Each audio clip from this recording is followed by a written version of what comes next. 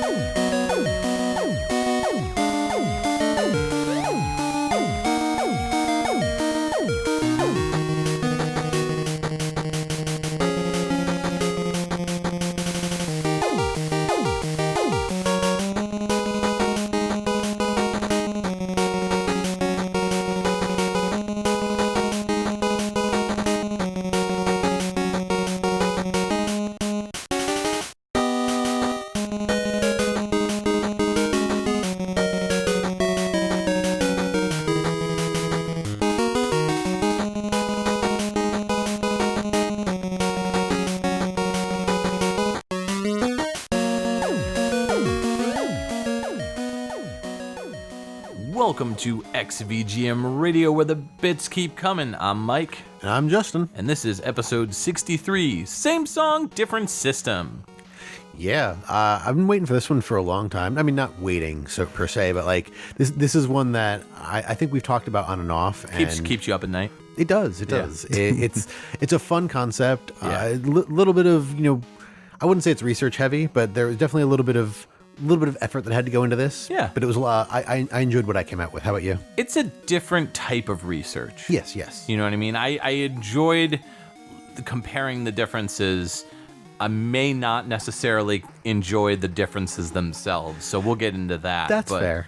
Yeah, it's been a while since we did a same song, different system. The last one we did was, episode 7? I think the only one we ever did was the C64 downports? Downports, yeah. Yeah, C64 downports. Oh, and the live episode that we did at the convention, the Genesis versus SNES. Oh, yes. That's true. Yeah, that's technically same song, different system as well. I think that was it's 35. just kind of more of a battle. Yes. Because it's specific systems. But yeah, we kept it loose and dirty this episode. Yeah. So we got a bunch of random tracks that we're going through from a bunch of random systems. Obviously, nothing really like new, because new stuff is new. I'm gonna be honest.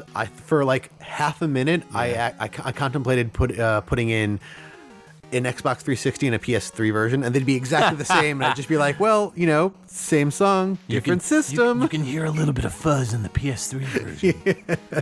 So yeah. But so obviously we are definitely talking about the ports between older consoles, right, where there are discernible differences. For sure. Although that is not to say that everything is going to be smacking you in the face different. Oh, for sure. As the thing that we came in on was two very, very similar compositions of the same track. Yeah, very subtle differences that you can pick up on, but that was Mega Man 4 on the NES that we heard. That was the first track that came out in 1991. That was Skullman's theme. Yep. And it's by Minai Fuji and Yasuaki Fujita, also known as Bun Bun. And then the second track that you heard that sounded very much like the first was from Mega Man 3 on the Game Boy. It came out in 1992. The Skullman track as arranged by Koji Murata. Yes. It's interesting with those original Game Boy Mega Man games because they were always like one game ahead / behind because like the Mega Man 4 bosses were in Mega Man 3 on the Mega Man 4 NES bosses were in Mega Man 3 on the Game Boy and 4, right? Because it's always split. Like it's 4 Robot Masters from one game and 4 from another. Right. But they never did 6. They never did a Mega Man 6 on the Game Boy. This was my favorite Mega Man handheld, actually. Oh, okay. Cool. I tried a couple of them. I didn't play all of them, but this one, I think maybe just because of the Robot Master lineup, it had a really good lineup of Robot Masters. Mm-hmm. But yeah, I don't know if it was introduced in 3 or 2 or where it came from, but the concept of the Mega Man killer bots. Oh. This one had a bot named Punk. Oh, that's right. Yep. Okay. I totally forgot about Punk. These two versions of the song, I mean, it's a very energetic, like Japanese action game music song that has the quintessential Mega Man galloping bass. Oh, very Woodman-esque from Mega Man 2. I love it. It's awesome. It's fantastic. And it's probably one of, if not my favorite song off of Mega Man 4. That's fair. Skullman. Skullman, maybe Dustman as well. I really like the subtle like strings in the beginning of that song of Dustman. But this song just has so much energy and it really amps you up. And the Game Boy version, it's pretty much the same. Yeah, the differences between these two are very, very subtle. Yeah. As I was telling you before we started recording tonight, I opened both tracks in Audacity and lined them up and just played them at the same time. And the first chunk of the song is like it's almost impossible to hear any differences. Like you play them if you mute one or just like bounce back and forth, you can hear the differences. But it's really neat that if you actually put them together, it obviously sounds like the same song, but it has elements from both and it sounds really cool. Yeah. Where it breaks apart though is when it gets out of that main energetic melody and into kind of the breakdown or the break and they deviate a little bit there. Like the Game Boy version, I think you were saying, in the NES version, it's more of a tom. It's more of a tom drum. Yeah, that do. Yeah. And they changed it to like a laser blast sound in the Game Boy version, which is still good. Yeah. It sounds different. But what I really, really noticed about this Game Boy version is there's like a phase feature where it's where the part in the song right before the tom part where it goes do, right before that, there's a part where it's like do, and then it kicks into the da na na na na na na. Right. Yeah. So that do, it's got this weird like phase shift to it where like it's almost like the part of the song is like twisting. Huh. Like I don't know how they did that, but it sounds really cool. So that was something that really stood out for me as well, other than the toms being lasers and stuff. I gotta say, I really like the lasers, though. Yeah, it was cool. Yeah. It reminds me when you were saying that you put two songs together and like tried to stack them and tried to play them. Mm-hmm. I did the same thing with Bloody Tears from Castlevania 2 Simon's Quest. Mm-hmm. And what I did was I took the Famicom Disk System version, which is, I think it's slightly slower, if I recall. Oh. And I tried to like adjust the speed and like layer them together. And when you got them to work together, they sounded really, really cool. But then it just goes so much slower that like it was really hard to like combine them the right way. I'll have to play around with it more, but like that was like this weird pet project that I tried to do to like make a super version of the track. So you were trying to layer the Disk System version with the NES version? Right. Yeah, because I just wanted to know what it sounded like when you combine the two, because the Famicom Disk System version has like some additional elements that the NES version doesn't, but the NES version is way better. So, anyways, Mega Man 4 is a game where you are playing as Mega Man and you are taking on Dr. Cossack instead of Dr. Wily. And then it turns out, oops, wait a minute, Dr. Cossack was being controlled by Dr. Wily because oh no, they kidnapped his Dr. Cossack's daughter, Kalinka. Who could have guessed? Who could have guessed? My favorite, not to sidetrack too much, but my favorite Dr. Wily, like, it was him the whole time, is like in Mega Man 6, when it's very obvious that it's Dr. Wily, not Mr. X. And it's literally just like Dr. Wily wearing a beard and sunglasses. And he's like, it's definitely not Dr. Wily. So I don't know. Yeah. That Dr. Wily, man, he's a silly, silly guy. He is a cad. He's a cad? Something like that. The composers on this NES version, Minai Fuji, started off with this game as the one of the composers. Super Buster Brothers in 92, Breath of Fire in 93, and their final game, they came back and did music for Mega Man 10. To contribute music to one of the songs on Mega Man 10. Yasuaki Fujita, aka Bun Bun, has done so much stuff. We talked a bunch about them on the Disney Capcom episode with Rhythm and Pixels. Yes, we did. Yeah. Started off in 1989 with Final Fight, and then worked on the best soundtrack ever, Mega Man 3 in 1990. Then followed it up with the Super NES Final Fight, Who Framed Roger Rabbit in 91 on the Game Boy. I'm just going to jump ahead. They also worked on Breath of Fire in 93. And then later on, after they left Capcom, they did work on Punky Skunk in 1996, Magical Tetris Challenge in 2000. Their final game that they're credited for is Mega Man 10 as far as composition. But as far as like arrangements, it was Final Fight Double Impact in 2010, just, credited for their original music, basically. Right. Yeah. That makes sense. Mm-hmm. So Mega Man 3 on the Game Boy was actually a bit hard to find information on, as the credits were not available on Moby Games, and the internet was... it's always an interesting place to try to find information. But I did find this information on VGMPF.com. But Koji Murata started out doing sound transplant on a game called Dragon Buster, which is an MSX2 game in 1987. Their work is kind of all over the place. They did sound effects on Elemental Shaolin on the Famicom Disk System, as well as Monster Club on the Famicom. They did a music arrangement on Almana's Miracle on the Famicom Disk System in 1987, title screen music on Bases Loaded 2 on the NES in 1988, Sound Driver on Rabio Lepus Special, which is a PC Engine game in 1990, and then Mega Man 4, Game Boy in 1993, Mega Man 5, Game Boy in 1994, Mega Man The Wily Wars in 1994 as well. The last game that they were listed for is in 2001. It's Hunter x Hunter Michikareshi Mono. It's weird for the Wonder Swan. That's weird that they worked on Wily Wars because I believe Kinyo Yamashita of Castlevania fame worked on that. Yeah, so they are credited as sound effects on Wily Wars. Ah, okay, that makes sense. Yeah. All right, let's move into the first pick of the episode. I'm going to play for you Ninja Gaiden 3, The Ancient Ship of Doom.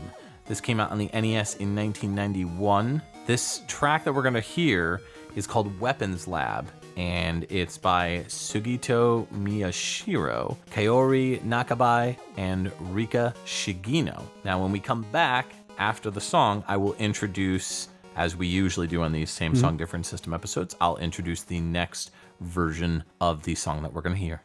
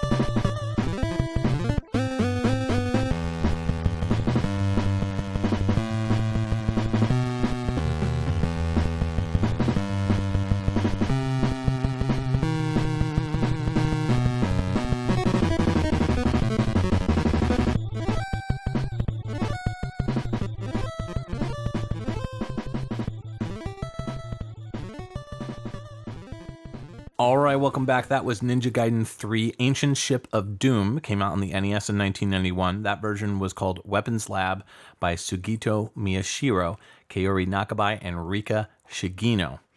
We're going to listen now to the Ninja Gaiden Trilogy version, which came out on the Super NES in 1995. The track's name was changed to Laboratory, and the original composers are still the same. It does have an arranger, but I do not know who it is, so unknown.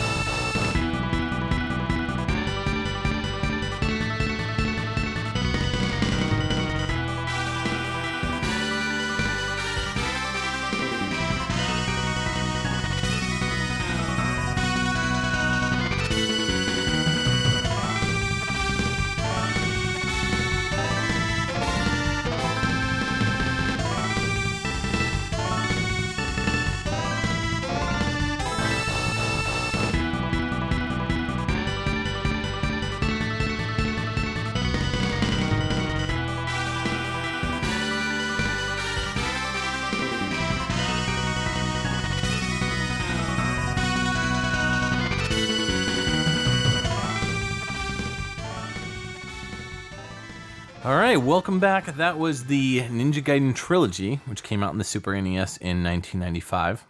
That track was called Laboratory. Same song, just different name. Why they changed the name, I don't know. But yeah, it was originally composed by Sugito Miyashiro, Kaori Nakabai, and Rika Shigino. The arranger on that one is unknown. They probably We're ashamed. Yeah. So let's talk about the first one before we jump into the second one. The first one was awesome. So I want to good. hear more of the first one. Yeah. Have you played Ninja Gaiden 3 at all, or? No, so I was never big on the Ninja Gaiden series because I was bad at them. Okay. I played, or I tried to play the first one. I used to have the Tiger handheld of for Ninja Gaiden. Obviously, that doesn't count. You poor soul. No, I know. I found that to be easier than the NES game. Okay. I mean, there was no end to that one, but Right. I could at least get somewhere. The NES game, I was just like, I did not understand how to play those games. And probably until I watched you play through the first one time when you were in Or your the second apartment. one. Probably the second one. The second one, I'm sorry. Yeah. Yeah, I may have beaten the first one once, and if I did, it was like on emulator, because I definitely have never beaten it on like the TV. Yeah. I was introduced to the series with the second game, so that was one that I just loved, completely fell in love with. I got it when I got my TV in my bedroom when I was a kid. So yeah, it was like 1990. I think it was like right around the time when it came out, and I got a TV. I was like, sweet, now I can play this in my bedroom. The third game is notoriously difficult because in the US version, I guess they get a lot of flack for the second version because it is an easier game. And so the third game, they were like, well, we're going to give you limited continues. So it's artificially difficult. Yeah. Because of that. I remember. Ryu also moves a little bit slower. He's a little bit meatier, I guess you could say. It's been working out. Yeah, he's been working out. Yeah, he's a little slower. He's got, instead of his normal slash with his sword, it feels different. It's a slower attack, but also it has like a wave to it. You can power it up and get like a wave to the sword, which like gives you a little bit more of an extension when you attack. And they also added a sound effect for Ryu when he slashes with his sword, so he goes like, "Hoo!" Oh. Yeah. So pretty cool. I mean, they were trying to push the boundaries. Yeah. These games have always been, great graphically, very cinematic. Yeah, that's one of the things that I will always give this series. Like, I wasn't good at it and I didn't get it, but it looked awesome. Yeah. I mean, you have that square painter. Oh, I have a painting done by Square Painter, which is the scene where in Ninja Gaiden 2, when you're climbing up the mountain, when you're about to go face off against Ashtar. So, yeah, good stuff. Yeah. Ninja Gaiden 3, or III, the Ancient Ship of Doom. Just real quick about the story. The story is you're playing as Ryu Hayabusa, the ninja, and he is framed for the murder of Irene Liu, who is an FBI agent and also your girlfriend. Oh. Yeah, not your sister / love interest, your actual love interest. So you had 2 games to meet her and kind of fall in love with her or whatever, and then by the second game, you're like, you're with her, towards the end, at least. And then the game is basically you're trying to clear up your murder because you're being framed for her murder. Right. So... Wait, you didn't kill her? No, you did not. So Ryu did not kill Irene. Oh, so good. He's trying to prove his innocence, basically. So, yeah, good stuff. This game got a lot of different ports, but the reason why I went with the Super NES port is because I wanted to showcase how atrocious the music is. It's like night and day, all the music in this game in the Ninja Gaiden trilogy that they came out with. It's so bad. Yeah, like I heard that first one and like we were both rocking out. That song was awesome. Yeah. Like on fire. Yeah. And then I heard the second one and I just I just shot you a dirty look. And Yeah. Like There were some expletives. It's a travesty. Like Yeah. you took this shreddy, awesome metal song and then added garbage. Yeah. Like, the sampling wouldn't be bad if it sounded better. That's all I can say. Like those horns towards the end. Oh, yeah. They just like toss these horns in. And here's the thing, and a lot of people don't realize this, but the original NES Ninja Gaiden, they released an album, like an arranged album later on, like in Japan. And the album was literally the NES versions of the songs, but with additional sound channels. Kind of like Akamajo Densetsu. I was just gonna say what you would get if you versus had like Castlevania 3. Yeah. Right. So, and when you listen to those versions, because they're on an NES sound font and style, you're like, oh my God, this song would have been amazing if they added all this like extra detail and stuff. There's like, it's so much more richer sounding. And instead of doing something like that, this time around with the Super NES version, they were like, we're going to take the concept of adding additional flavors and sounds to it, but instead we're going to make them sound like garbage because of those atrocious horns. Like, I love Super NES instrumentation, but it's got to be done in the right way. And this is just such a good example, or rather a bad example, of when it can go wrong. Yeah. No, it's a good example of when it can go wrong. It's a bad example of what to do. Right, exactly. Like, I don't know. Like, I understand limitations around a lot of the stuff, but I feel like they really could have gotten better samples to work from. Like, part of my issue with the SNES instrumentation is I just don't think the samples sound very good or very clean. The part that really blows me away is right before it gets into the right before it gets into that part, it goes dun dun dun dun dun, and it's guitar, but it's like it's almost as if it's like a whammy bar on the guitar. It's going like wow wow wow wow wow. And what they did with that on the Super NES version was they just put like farty like sound like snare synths on it. Yeah. So it's just like boo, boo, boo, boo, boo. It sounds horrendous. Wow. It just blows me away that this version of this song could sound so bad. And if you're thinking to yourself, oh, well, it's just this song, it's the entire trilogy. Soundtrack, Not just the soundtrack. The entire trilogy soundtrack. Trilogy soundtrack, because it's a trilogy. It's a one cartridge. It's trilogy. 3 games, right. Yeah, and the games it's such a huge downgrade too. Like, the only thing that got upgraded was the graphics. And when I say upgraded, I'm talking like reskinned, basically. Oh yeah. Like slightly higher visual, 16-bit palette. But it's not 16-bit size. It's not like they went in and completely redesigned the graphics, made the sprites larger, anything like that. It's literally just the NES game running slower and chunkier. That's awful. It's not good, man. It's not good. Don't mess up a good thing. Don't mess up a good thing. So, yeah. I don't know. I wanted to showcase how bad something like this could be. Yeah. And I did search for the arranger. Couldn't find any details, unfortunately. So, the composers on this one, Sugito Miyashiro, started off with Bad News Baseball in 1989. Then did sound effects on Ninja Gaiden 2, Dark Sword of Chaos. Then kind of bouncing around here, they did Kagero Deception 2 in 1998. I think that came out on the PS1, where they were the sound composer on that. Then followed it up with Monster Rancher 2 in 1999. They did a couple other games here and there, but their final game was Super Shot Soccer in 2002, where they're credited for sound. Kaori Nakabai is a little bit more well-known in terms of the name, at least as far as me personally. Their first game was Redia Senki Reimahen in 1991, and then they did Ninja Gaiden 3, and then Tecmo Super Bowl in 1993, Distrega in 1998 for the PS1, that's got great music, Winback Covert Operations. So at that point they were working with Koei, I think before they jumped on and combined with Tecmo. Because Koei got bought out by Tecmo, and they became Koei Tecmo.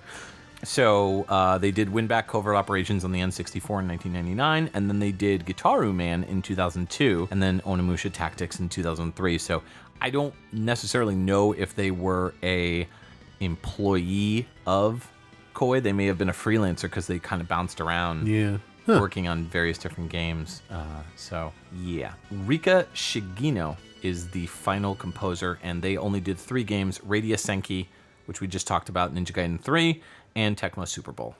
Yep. They are also given a special thanks on the Samurai Pizza Cats Famicom game, Kyato Ninden Teiyandi. That's a fun game. Yeah, such a good game. All right, let's get into your first pick. I'm intrigued. What do you got? So this is actually revisiting something that we talked about a while back. The game is known as Power Strike or Aleste, depending on who or where you are. Yeah. We're going to listen to the Sega Master System and the MSX2, I think, version. They both came out in 1988. The track is The Devastation, and we'll start with the Sega Master System. This was Composed originally by Masamoto Miyamoto and Takeshi Santo, and this was arranged by Takayuki Hirono.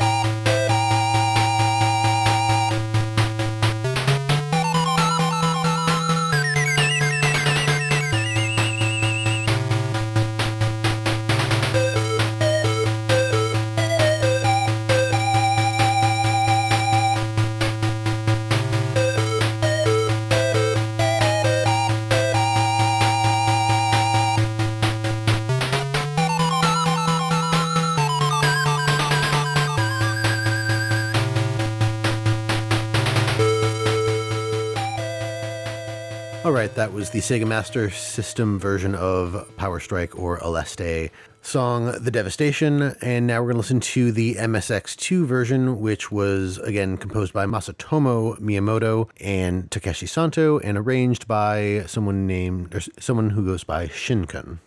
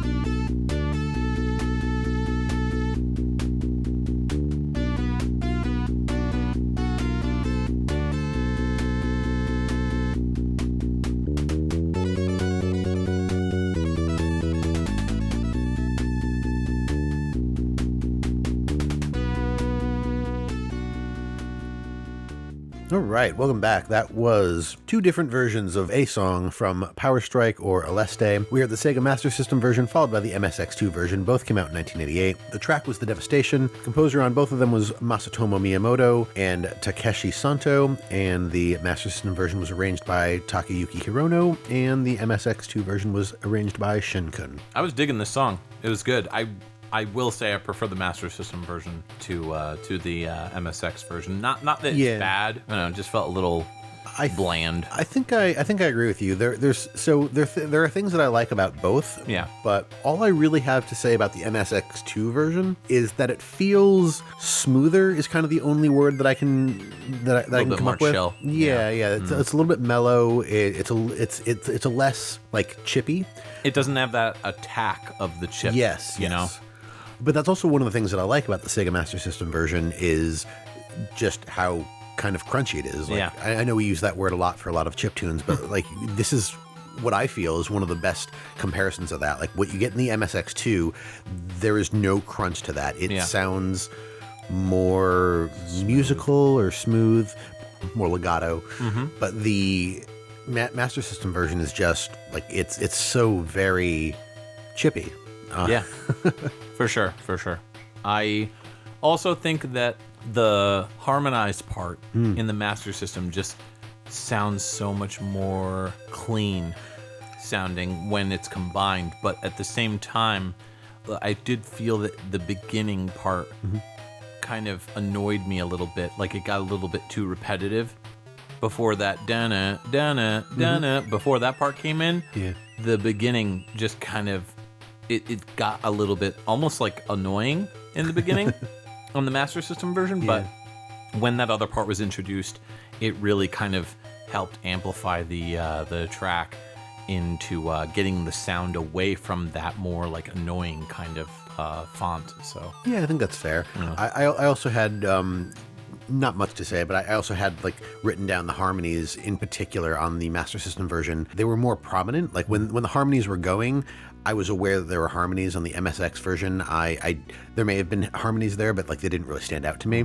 And then the other thing that I noticed on the Master System version is there's this part happens a couple times where the melody gets really high and like echoey. Yeah. And it kind of gives me like this like space feeling, like either like an ice cave or like flying off into space, something like that. But it gets really like kind of like twinkly and echoey, and I thought that was really neat. And I didn't feel that in the like. It's one of the things that the MSX version felt like it was lacking to me. Yeah, this song didn't feel as Master System-y in terms of the sound. We talked about this a lot on the Master System episode, but we played this, not this track, but we played this game on that. We did play a track from this game, and you know, most of a good chunk of the Master System music is very, to me at least, very somber sounding, which we talked about a bit on that episode. So if you liked what you heard in this Master System version and you want to hear more, definitely go check out our Master System episode that we did a little while back. Yeah, 40 something. Yeah, something like that, 49 or something like that.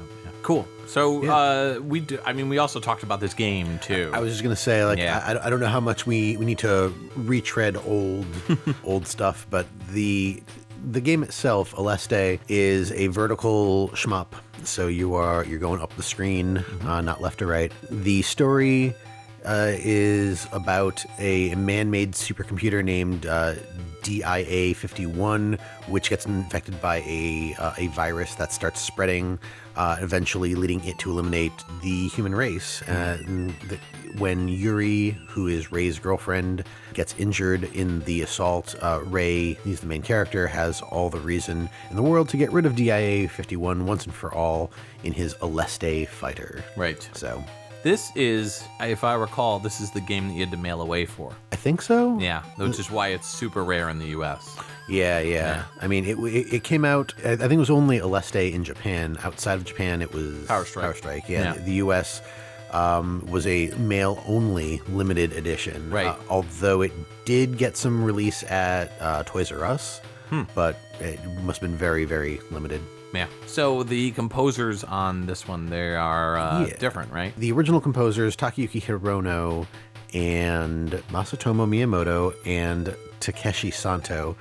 We'll talk about them real quick first before going on to the arrangers. Miyamoto started out doing music in Lunar Pool in 1985, did music in Godzilla in 85 as well, Jaguar 5 in 1987, The Guardian Legend in 1988, Aleste Gaiden, Aleste 2, and their final game was Cyberknight in 1990. And then Takeshi Santo started out in the audio world doing sound on Golvelius, Valley of Doom in 1987. That's a Master System game, yeah. Yep. And then did new music in Tombs and Treasure in 1988, music on The Guardian Legend, and then sound effect on Psycho Chaser in 1990 and Override in 1991. That was their last audio credit. For the MSX version, Shin-kun is listed in Moby Games, but there is nothing, like, there's no link there. So if there are any other games that were arranged or touched by them, I am not aware. But Takayuki Hirono, for the Sega Master System version, did start doing things way back in 1985 with Lunar Pool. They did sound programming. Jumping up, they did music programming on Golvelius Valley of Doom in 1987, US Championship V-Ball in 1989, and that seems to be their last music programmer. Everything else is sound driver, sound programmer. All the way up to 1994 is their last credit for Mado Monogatari 2, Arle 16 Sai for the Game Gear. So the Master System version of this is the original version. Is it? That's the feeling that I get, but I could be completely wrong. I mean, you might be right. I feel like you might know more about it than I would. I don't remember, but I'm almost positive that the Master System version, and again, don't quote me on this, but if I recall, the Master System version of Power Strike or Aleste or whatever came out in 1988, and it's the first game in the franchise. Yep. And then Compile, who's the developer, released the game to the MSX computer later on, or at the same time. Gotcha. Yeah. So then I misunderstood the arrangement for Takayuki Hirono. So, I mean, by the sound of it, it sounds almost as if Masatomo Miyamoto worked on the soundtrack and then it got arranged for the MSX by Takeshi Santo and Shinkun. So technically, they would also be on the Master System port, and Takayuki Hirono may have worked on it in terms of the sound chip. I don't know. This is all speculation. Wild, wacky, wild and crazy kids speculation. So.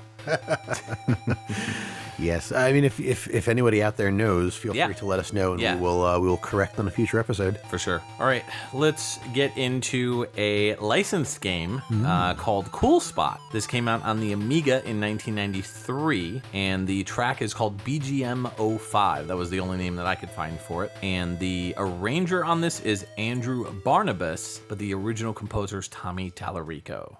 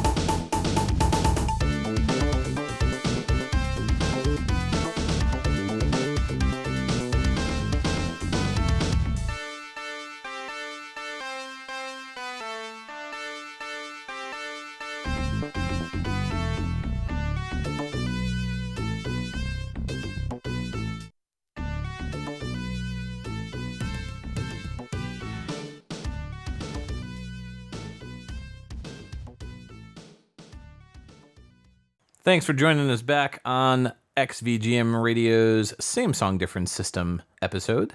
This song that you just heard was from Cool Spot on the Amiga. This came out in 1993. It's called BGM 05, and it's by Tommy Tallarico with an arrangement from Andrew Barnabas. Now we're going to take a listen to Cool Spot on the Game Boy in 1994.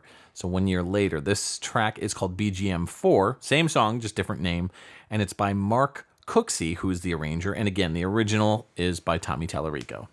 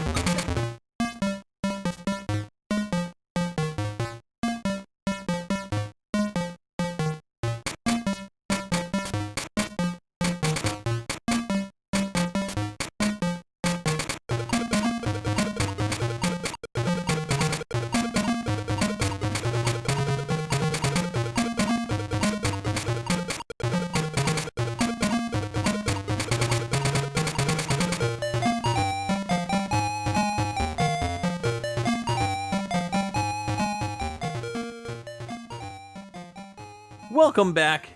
That was Cool Spot on the Game Boy that came out in 1994. And that original song, BGM 4, was composed by Tommy Tallarico, and it was arranged by Mark Cooksey for the Game Boy, who was uncredited. Oh. Yeah. So let's talk about the Amiga version first. I hope you listened to it with headphones, because if you didn't, go back and listen to it with headphones. I was going to say, if you didn't, you missed half the song. Yeah.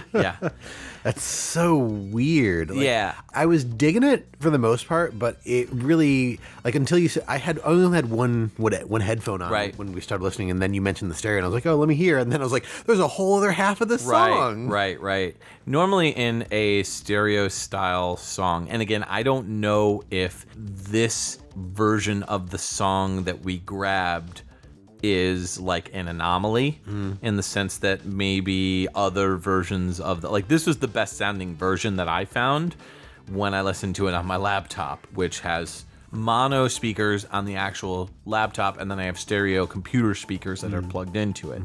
So when I picked this song, it sounded okay because I was listening on the mono speaker. Oh, yep. Actually, I think I picked it on my phone when I was picking songs for this episode. Oh, that's super mono. Yeah, that was super mono. So when I heard it, I was like, oh yeah, this is pretty good.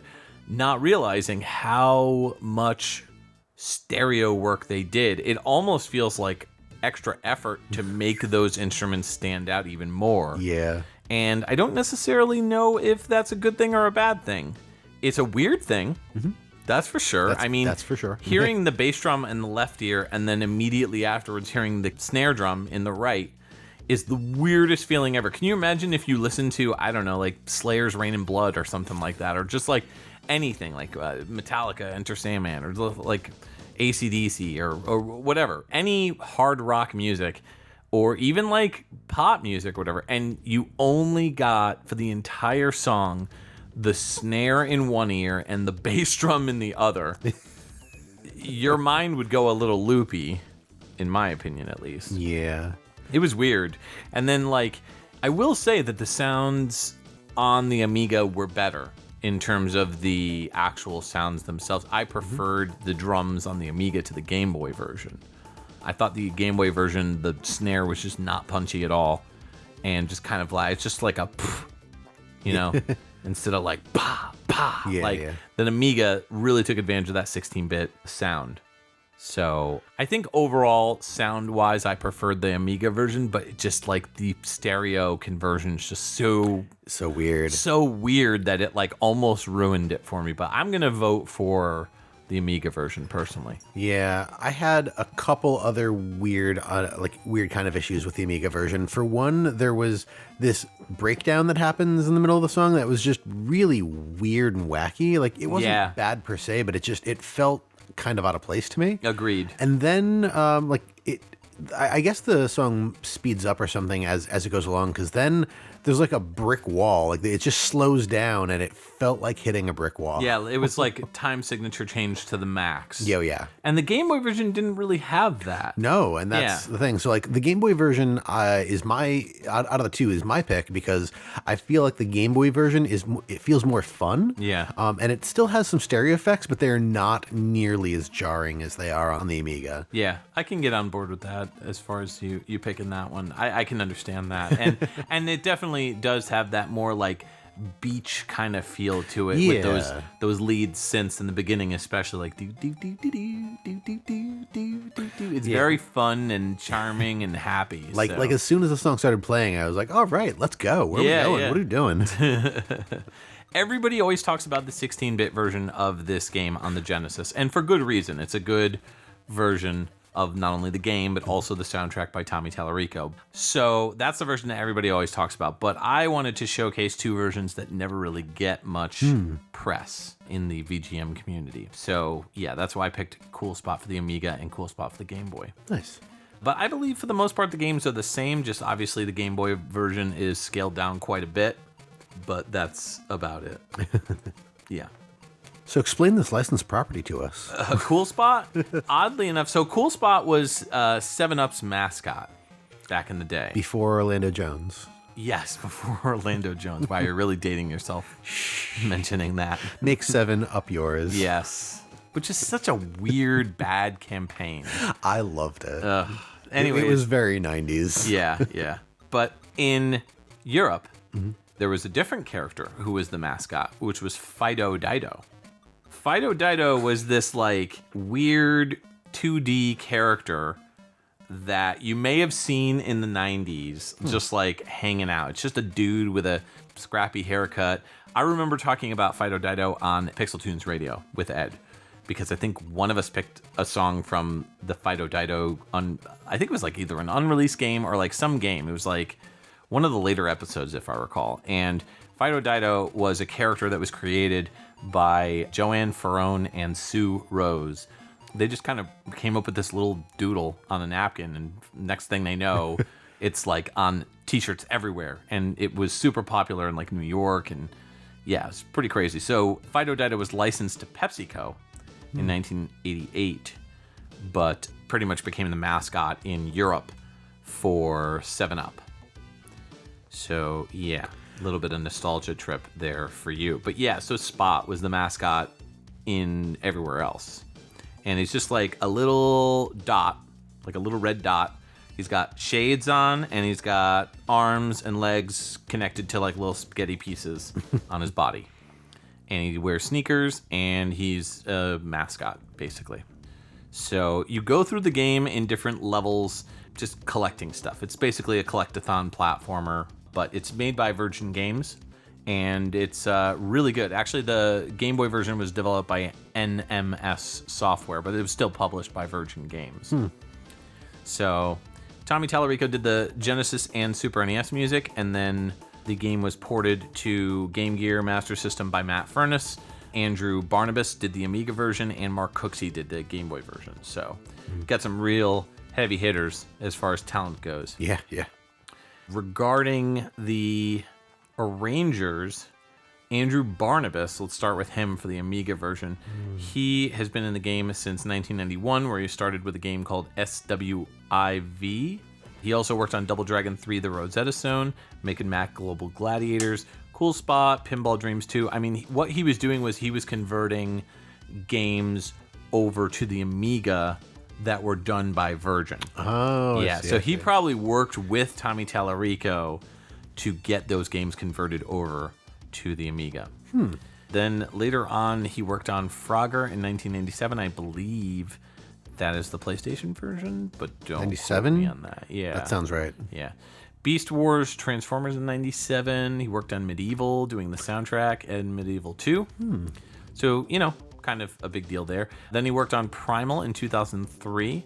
His final game was the recent Medieval 2019 re-release. I don't know if, or remake or whatever. I don't know if that was a full-on reboot remake or if he's just credited for the original tunes. I don't know if those were remade in that game. He also did additional voice directing on the theme song for Ni no Kuni Wrath of the White Witch remastered. Yeah, that's cool. Which I think came out on the Switch. Yeah. The remaster, and maybe PS4. The Mark Cooksey version was done by Mark Cooksey, and he's uncredited for it, but he has a long list of games that he has been working on for conversion, starting off with Airwolf in 1985, Paperboy in 1986, Ramparts in 87, Life Force in 88. Now keep in mind, I believe that is the conversion over to the Amiga, I believe. Either that or the Game Boy. I'm not entirely sure. Again, he mostly worked with Game Boy, Amiga, Super NES. Like he did some of that stuff as well, but like a large chunk of his stuff was Game Boy. We last played a song from him, I believe, on the, not this past Spooky Fest, but the one previous to that, where we did Dr. Franken. Oh, yep. Or Dr. Franken 2. I can't remember which one, but yeah. Pinball Fantasies in 95. Mass Destruction in 97. That was a really fun tank destroy it all game on the Saturn and PS1. Let's jump way forward. Rabbids Rumble in 2012 is his newest game that he's credited for. And that's about it. Yeah, he's got a really huge history. Nice. With them. And Tommy Tallarico, I don't really know if we need to talk about him. He's done a lot. And we've talked about him in previous episodes. So Very true. Very true. Yeah. Cool. Well, I think that brings us to combo number 4 here. Not Mambo number 4. Or 5. No. This is combo. The tracks that you're going to hear next are going to be from a game called Ninja Remix. We're going to listen to the Amiga and the Atari ST versions. They both came out in 1990. The track is called Title Screen, also known as the Inner Sanctum on both versions. And both versions were composed by Jacques and Hippel. And we're going to listen to the Amiga version first.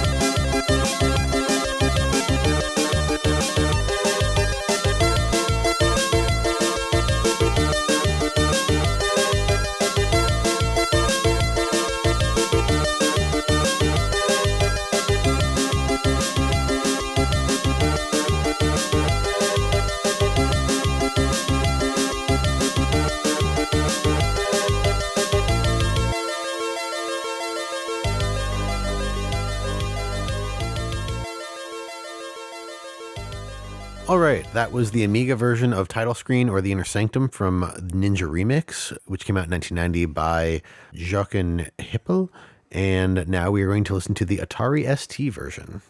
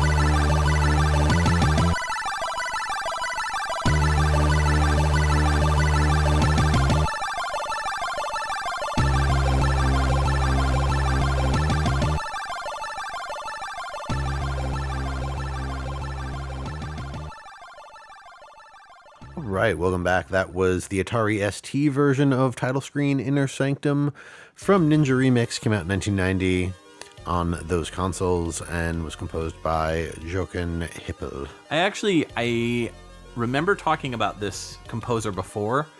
I believe it's Jochen Hippel. Jochen. Okay, well, instant clarification. Apologies for my terrible pronunciation. Yeah, I believe it's Jochen Hippel. So I was really digging that second version.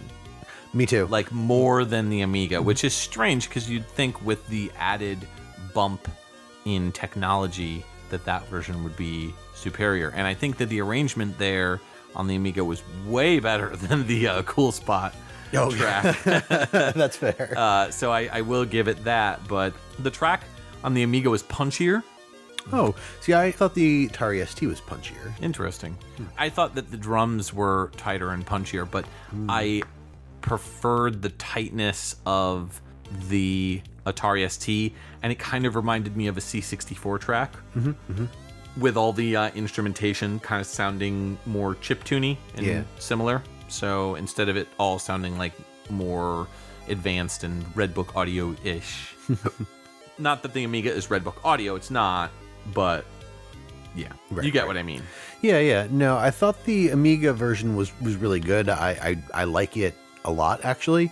I also think the ending of the Amiga version is like really bright and kind of fun. Yeah. But the Atari ST, like with the opening, just really like caught my ear. I don't even know what to call the effect that they're using, but it's the same.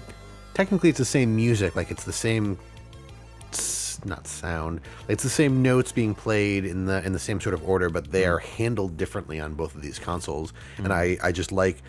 I don't know how to describe it other than like it felt kind of bubbly or like staccato with like a weird echo. Yeah. I was thinking arpeggio or arpeggiated at first, but that's not the right. An arpeggio is when you just take the notes of a chord and play them individually instead of all together. The ending felt arpeggiated. Yes. Yeah. The ending it did, but like the opening in particular, there was just this really, really cool effect that, like I said, caught my attention right out the gate. And then as it went on, I don't know how to explain how I felt that it was punchier, but like I just felt the Atari ST version had more of a punch to it. Maybe less so in the percussion section and just more in the notes and the way they're being played. The bass on this sounded a lot more buzzy. And that's mostly, I think, due to the sound processor. But yeah, it just sounded a lot more buzzy than the Amiga. It's a yeah, and I mean, you know me and buzzy bass. Yeah, buzzy bass.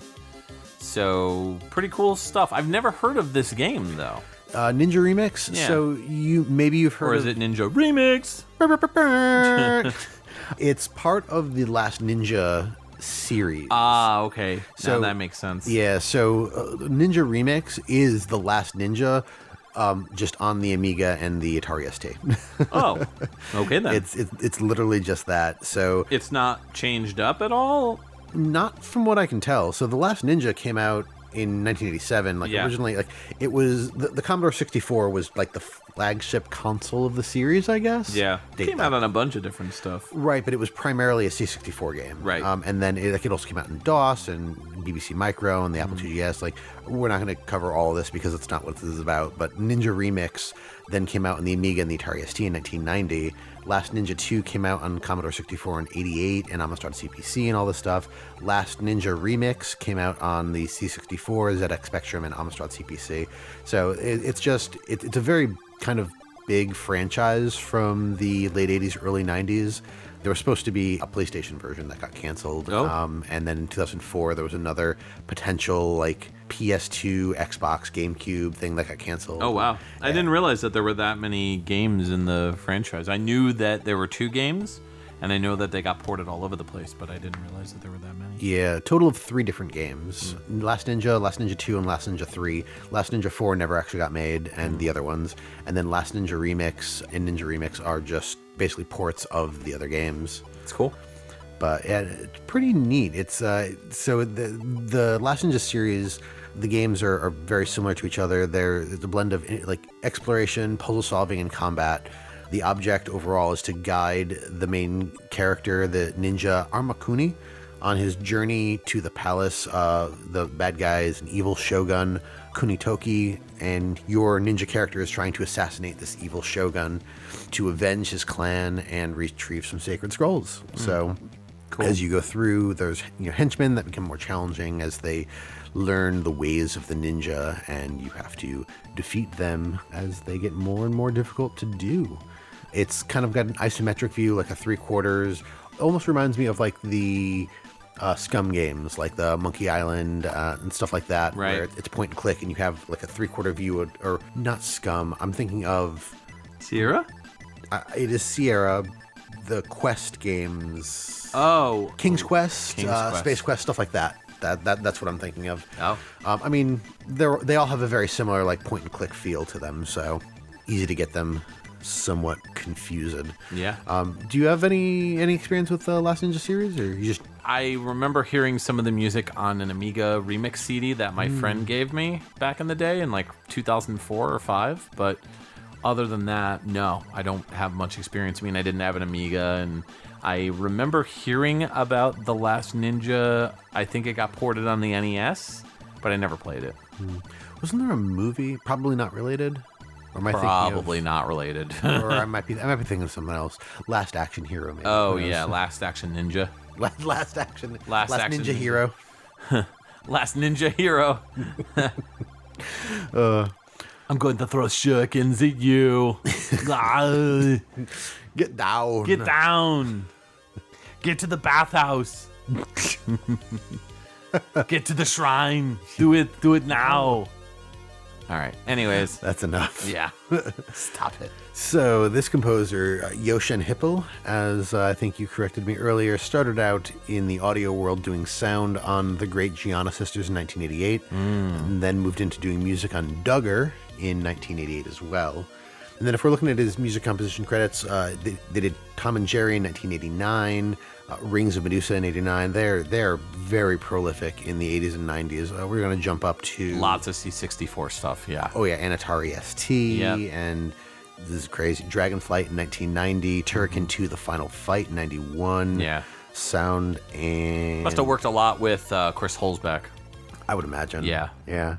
Most recent music credit was Amber Star in 1992, and their final audio credit was Mega Turrican in 1993. They are credited as 7 Voice Technology. Yeah, that makes sense. I mean, they probably worked with Factor 5 and worked with Chris Holzbeck on that one, too, because he did the music on that. So, word up.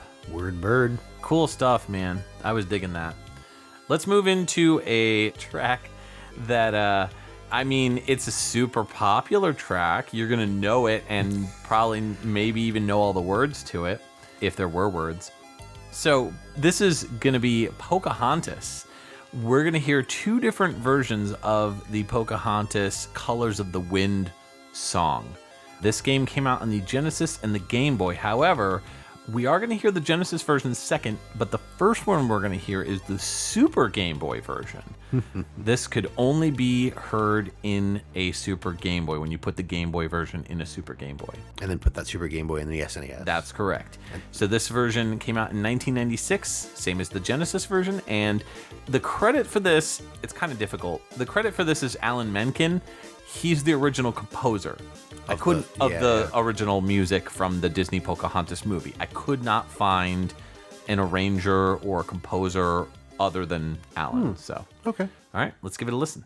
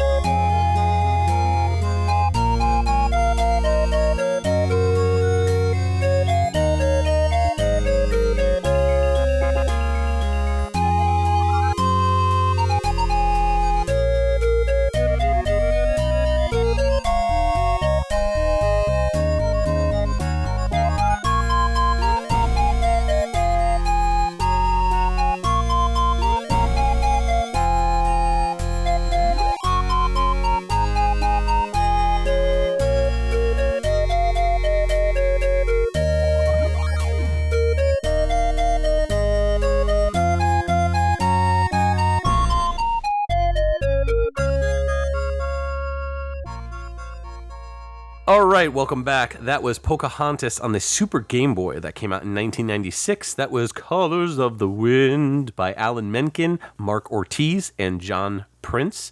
We're going to be listening to the Genesis version, which came out in 1996. That is also going to be Colors of the Wind by Patrick J. Collins and original composition by Alan Menken.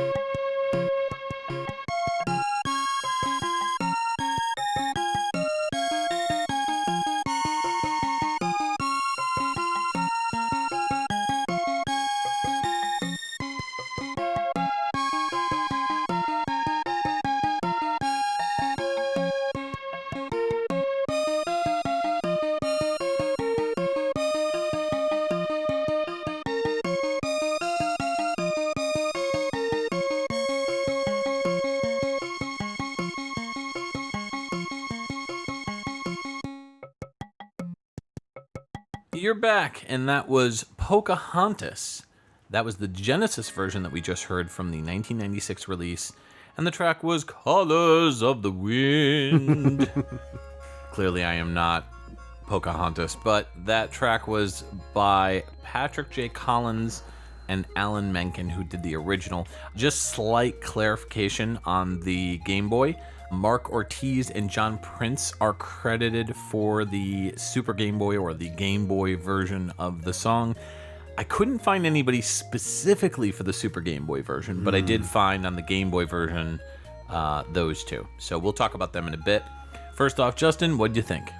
So I think I like the Genesis version of this a little bit better. I'm also wondering, so the Super Game Boy version, slightly different from the original Game Boy version, but we did not listen to that. We did listen to just the Super Game Boy version. Right. So I'm wondering how they make that alternate audio work. I'm guessing it's on the game cartridge for the Game Boy game, and it just when you hook it into the Super Game Boy, it can access that and play the other music. Right. I'm thinking it must be some kind of file that automatically converts it into the Super Game Boy sound font, or utilizing the Super Game Boy, because it wasn't as rich and full as an actual Super NES track, and that's because it sounds like it's using whatever the channels are for the Game Boy, which I think is like similar to the NES in the sense that it's like,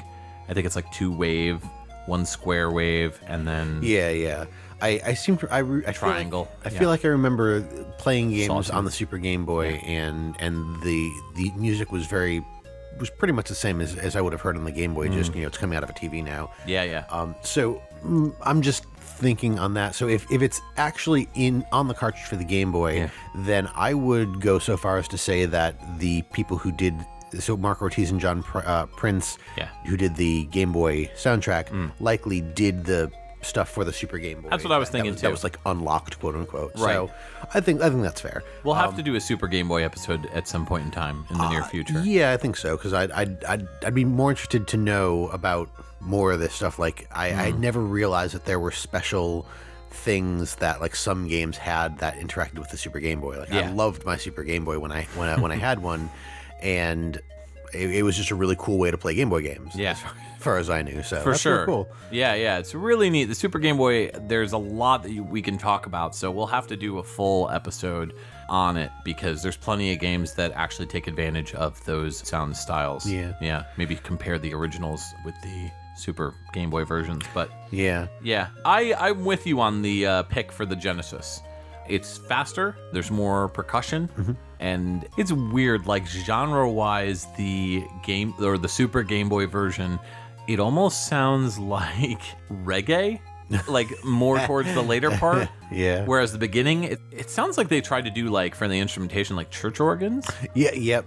So I was sitting there and we were listening to it, and I'm like, and on the second day, Miko was given a cookie, and Flit was given water, and Pocahontas said, "Let there be eating." I don't know. Like, it's just being silly. But yeah, and then it goes into this weird like reggae, like It was definitely odd. It was strange. I was really intrigued by it though. And so when I found this version of it, I was like, I gotta play this, because who talks about Super Game Boy? Like nobody. So yeah, I thought it was pretty neat. So the one thing that I will say that I didn't like as much about the Genesis version is it felt very kind of mechanical. Okay. Like there was no syncopation or any of the like what you would hear in the singing melody. Like the regular melody was just like on the beat, on time. Yeah, there was no emotion to it. Yeah, I agree with that. And the one thing I will say that the Genesis version had over the Super Game Boy version is the secondary verse, where in the song she goes, "How high the sycamore grows, but if you cut it down, then you'll never know." And they include that part in the Genesis version, not in the Super Game Boy version. And so when I was listening to it, I was specifically like, "Oh, she gonna hit they gonna hit the high note with it?" And they did, but it was just so flat and uninspired sounding. It was just like, if you cut it down, then you'll never know. I need a beer. Like, it's like, I picture like if Barney from The Simpsons and like Pocahontas got together and had a kid, and her name was like Barnahontas. If you cut it down, then you'll never know. Good Lord. How high is the sycamore grow? Yeah, so that's what I think about now and then. I'm so sorry. I wish I could help you. I love this movie, first off. This is a fun movie. It's great. I mean, I also have a ton of nostalgia for it because my brother and I used to watch it all the time.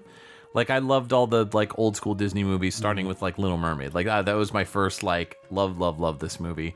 That and Oliver and Company. Yes. Great movie. And then, they started pumping out these Disney movies, and with it, they made all these great games with it. And then, like the mid 90s happened and the games got worse and worse and worse. And this game is not good. Like, it's such a disappointment as compared to the movie. Like, it's a bigger focus on puzzles and no combat, really. I mean, you're Pocahontas. Like, what are you going to fight? I was going to say, yeah, like if you're playing as Pocahontas, I feel like there wouldn't be a whole lot of combat. Yo, they could have made it so good, though. Like, she could have been calming bears down with the sound of her voice. Like, maybe, like, she shoots out, like, a wind burst and, like, knocks the bear over or something like that sort of stuff. And then, like, the later levels, they could have been fighting the Englishman, and she's trying to get back to her home base, but the forest is on fire, and they really could have elaborated and like made it something true cool, but they wanted to go in a non-combat. I was going to say, I feel like they wanted to go in a non-violent direction with it, and that makes sense for the movie. I mean, the movie has some action to it, some certain action scenes, but for the most part, it's more of a drama with comedy elements than music. And obviously music. But yeah, I loved Colors of the Wind, the original by Alan Menken. He's supposedly worked on other games as well. The Kingdom Hearts games, he's credited under those. Disney Beauty and the Beast, Disney Aladdin, or, Aladdin. Yeah, I was going to say. Yeah. Disney's Hades Challenge in 1998. I mean, he's credited for the original songs that have come out. His latest credit in video games is Disney Getaway Blast in 2020 for A Whole New World. Yes. The Game Boy and Super Game Boy version, Mark Ortiz, he's done quite a bit, starting off with Olympic Summer Games in 1996, then continued to work with Disney for Toy Story, Disney Timon and Pumbaa Jungle Games in 97. I mean, he mostly stuck with either Warner Brothers licenses with stuff like Men in Black, the series, or he worked with sports franchises like NHL 2000, FIFA 2000, and then jumped back over to continue working with Disney on stuff like Pixar Toy Story 2, Pixar Bugs Life. Final game that he's credited for is Galador Defenders of the Outer Dimension in 2002, where he's credited for music. John Prince only has one audio credit, has a bunch of other programming, design, and production credits. There's a really good chance that John Prince was the reason why a lot of Disney and a lot of like FIFA, Madden, like those types of like EA type games got Game Boy, Super Game Boy audio upgrades. So he may be in charge of a lot of that, working with Nintendo or working with the developer on that. So he's only credited for the Game Gear music and sound effects for Shaq Fu in 1995. That's it. Gotcha. He's not even credited for the Pocahontas, so is what it is. But he, in another source that I found, he's credited for this. So nice. The Genesis version is credited to Alan Menken and Patrick J. Collins.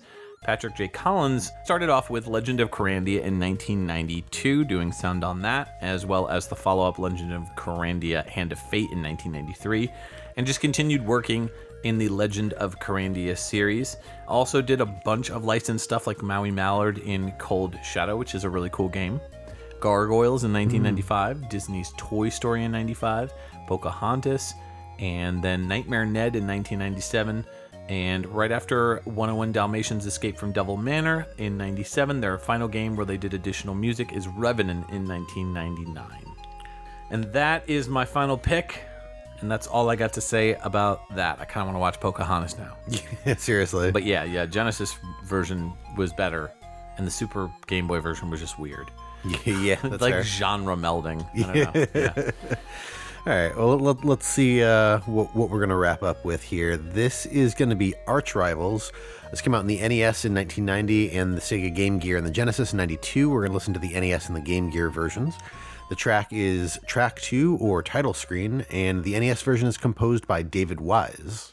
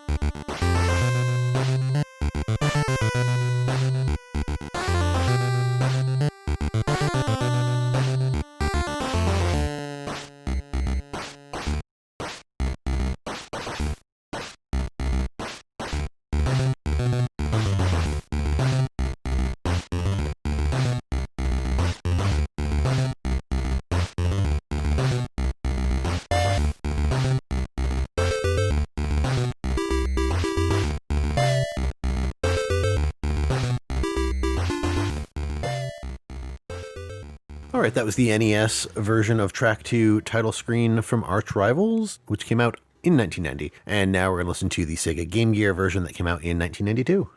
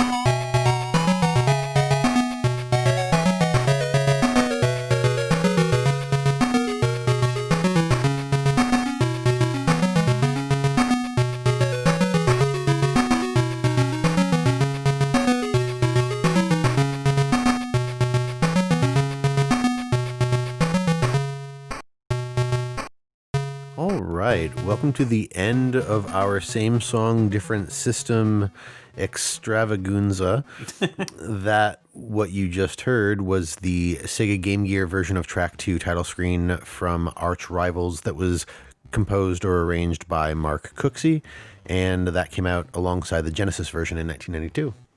This just has a totally different vibe than the David Wise NES version. Yeah, well, it's weird because, like, the song, as we've been saying all along, the song is the same. Yeah. But yeah, like a lot of the other stuff that we've heard, it's interesting how you go from one platform to the other and you take what's essentially the same composition and make it feel completely different. Yeah. Like, it felt, I want to say, going back to something that we mentioned earlier in one of the other comparisons, it felt kind of smoother on the Game Gear than it did in the NES. I feel like I hear a lot of Mark Cooksey's style, if you will, in this version, in the Sega Game Gear version. It just sounds more like something he would compose than something David Wise would compose. And I think part of that is because there's a lot more flourishes in the Master System version. Like, the same beat is there, the do do do do do do do do do do do do do do do. That's still there, but you've got a lot of like there's a lot more keyboard runs, kind of up and down on the Game Gear version that I picked up on. Even if they were there on the NES version, they stand out so much more vibrantly on the Game Gear version, whereas the NES version, it sounded a little bit more hollow. It didn't sound as full, but it did sound a lot sharper on the NES, whereas on the Master System, and this might be partially because of the Master System, but also partially because it's Mark Cooksey, the notes to me fell flatter. So it's weird. It's like a give and take. If I had to pick a favorite, I would say probably the Master System version, but not to take away from what, David did on the NES. Obviously, it's his track, but it just kind of felt better on the Master System. Yeah, I don't know if I can really pick between the two, because there are things that I like about both of them, and then there are things that are just like, it's not that I like one over the other, they're just different. Like, the main thing that I think of is the clap sound effect. On the NES, it is very much just like a white noise. Like, it could just as well be a snare as it could be a clap. True. But on the Game Gear, it feels or sounds very much more like a clap. Like, there's something about the attack of that sound that sounds like hands coming together and everything else, as opposed to just like the white noise that that the NES is using. And again, it's not to say that one is better than the other. I feel like the white noise is crunchier in some ways than the sound that the Game Gear is producing for the clap, but then there's other things on the Game Gear that I feel sound crunchier than the NES. So like, there's it just like you said, there's a lot of give and take here, and I don't think that I can really pick between the two. The NES version just sounds so much more tighter, but the Master System version has a more vibrant sound to it that makes it stand out to me a little bit more than the rather, not the Master System. I keep saying Master System. I was gonna say, The like, you Game keep saying Gear. Master System. I know, and that's But partially because I'm not don't wrong. they share? I was gonna say, don't they share the Same sound chip? sound chip, Yeah, or for the most part, the same sound chip, right? Yeah, like the Game Gear is basically a portable Master System. Yeah, again, we talked about it on the Master System episode. So okay. But yeah, I don't know. I've never played Arch Rivals. I think it also used to be a Midway game, didn't it? Yes. Yeah. It was a Midway cabinet. It was an arcade game in 1989 first. Probably not the original composer then. No, I think the original composer was Dan Forden. Oh, okay. And that then, makes sense. Yeah. And I did not check out the arcade soundtrack, so I'm not sure if the track is the same across all three, or four if you want to include the Genesis. But yeah, I mean, Mark Cooksey did both the Game Gear and the Genesis, so I assume that they sound very, very similar. David Wise did the NES, and Dan Forden did the original for the arcade. So. Right. And Dan Forden, of course, Mortal Kombat. Yep. Mortal Kombat guy. He's the Toasty guy. Yeah, I was just going to say. Toasty. But yeah, I mean, it's a 2v2 basketball game. It was called A Basket Brawl. So it mostly normal basketball rules, except there aren't really any fouls, it seems. Like, you were encouraged to like punch, kick, and do whatever it takes to steal the ball away from the other team and then go make your points. So pretty much like the predecessor for NBA Jam. I feel like NBA Jam caught me more often than not and gave the other guys fouls when I did stuff like that. Yeah. But yeah, there are a number of teams that are all made up teams. You can rename the teams if you want to be like the Denver Nuggets or whatever. There are 8 playable characters, and they each have their own unique characteristics. So you've got Blade, who's a crowd pleaser, Hammer, who's a rebound king, Lewis is a top shooter, Mohawk is tough and mean, Stinky Pete, Moose is a real champ, Reggie is all-American, Tyrone is a defensive giant, and Vinny is a great player. Oh, you forgot about Reginald McReginald. I just like with all of this, Vinny is a great player. Vinny. I clearly want Vinny on my team. Vinny, he's just a great player. Yeah. He's just such a great player. You don't even know. You don't even know, Justin. I don't. You don't know about Vinny. You can't appreciate Vinny. Vinny is beyond. Vinny is all. I don't think you know, but my cousin Vinny is... a lawyer. He is? Yeah. He got me out of a really bad situation in Alabama. But yeah, so it seems pretty neat. I've not played this either, so I don't even know if I've seen it. Like I think I've seen it. Yeah. I think I've briefly played it on one of the Midway arcade collections. Oh, maybe, on like GameCube maybe. or something. Yeah. Neat. Yes, indeedy. And we already talked about Mark Cooksey. I mean, David Wise, we did an episode with him. I was going to say we did an entire episode with him, so Yeah. I feel like we probably have him down pretty pat. Yeah. We did talk about Mark Cooksey, though, so just to give some equal time for David Wise here, let me pick out a few randos. He was actually uncredited, now that I'm seeing this, for Arch Rivals. Oh. He was also uncredited for the music and sound in Danny Sullivan's Indie Heat in 1991. Such a travesty. He was uncredited for the original game music in... No, My Cousin Vinny. in My Cousin Vinny. On the NES. In My Cousin Vinny's Big Adventure with a Bobo. My Cousin Vinny Bust Loose. On the Super NES. My Cousin Vinny Bust Loose. Oh, Lord. He was uncredited as the composer on Wizards and Warriors 3, Kuros Visions of Power in 92, and one more that he was credited on. He was credited for the music in Sorcery with an exclamation point in 2013. Gotcha. So I gotta ask, what is your favorite combination of tracks in Chocolate total? and peanut butter. Oh, tracks? Yeah. Stay on target. I mean... I usually don't do this, but I think I'd have to go with the intro. Those two Skullman songs. They're so good. I think I'm gonna have to put them together, like mash them up, and then put that out on like the Discord or something That'd for, be dope. for people to listen to after this comes out. Definitely do that. Because it was such a wild thing. I was like, let me see what this is, and this is awesome. Is what this is. Ah, man, this is tough. I mean, Ninja Remix was really cool. I was really digging that. It's just tough. I'm gonna go with Ninja Remix. Yeah, those were together. They were both the best songs in terms of the versions.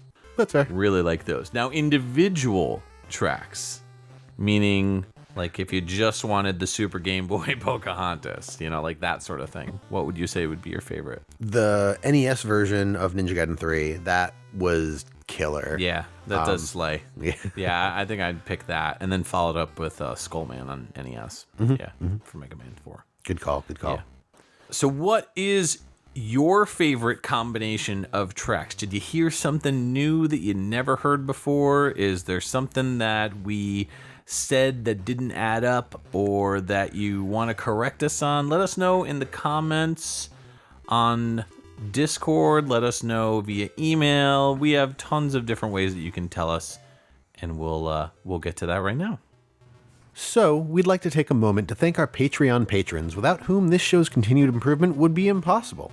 They are Alex Messenger, Cam Worma, Chris Hart, Dan Lawton, Jordan and Anson Davis, Kung Fu Carlito of the Heroes 3 podcast, Scott McElhone, Chris Myers, Peter Panda, The Autistic Gamer 89, Bedroth, Brad Austin, Chris Murray, Jeremy Rutz, Llama Adam, Marcus Stewart, Matthew Hanola, Muddle Madness, Nick Davis, and Ryan McPherson.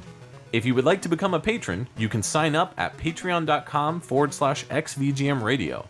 There you can see the different tiers as well. Just $1 gets you a thank you and access to our monthly live shows.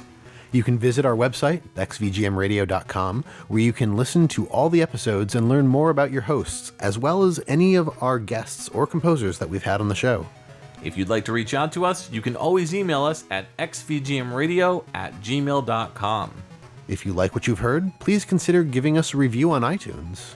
You can join our Facebook group and chat with other VGM lovers at www.facebook.com/groups/XVGM Radio, where we talk about everything from current game news to sharing awesome VGM tracks or just talking about the podcast itself.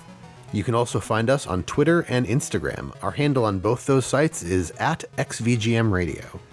If you don't have any other social media or just want to try something unique, check us out on our Discord group chat. Links in the show notes. Justin, in 2 weeks, we are coming back with a regularly scheduled episode. And this time, we brought business. We mean business. And we brought some super talent. I thought you were going to say we brought some soup. I was like... We brought some soup for our guests. And I think she's really going to enjoy this soup. I mean, by the time it gets to her, it might be cold. That's true. She's across the ocean. She is across the pond in England. Yeah. Yep, she is Lucia Lareza. She is a violinist who does all sorts of violin covers. There's a lot of really good video game music covers. There's also popular movie themes, also TV themes like Game of Thrones and stuff like that. Mm-hmm. So if you haven't heard of her, check her out. She's really cool. Get familiar with her before we release the episode or don't, and we'll be asking her a whole bunch of questions. So if you're not familiar with her, hopefully you will be by the end. If you're familiar with Lindsey Sterling, kind of like Lindsey Sterling in that way, maybe like England's Lindsey Sterling, if you will. Well, I mean, she's Italian technically, so. Oh, yeah, or Europe, or yeah. There we go. So, so we'll be coming back with that in 2 weeks. Kind of, it'll be like our Lame Genie episode where we had Lame Genie on, or maybe like Super Thrash Brothers, where like we compared their versions of the song with the original version. So it's going to be kind of like another same song, different system sort of thing, except with artists. Same song, different instrument. Yeah, there you go. So, in 2 weeks, we'll see you again with Lucia. This is Mike. And Justin. Signing off for XVGM Radio.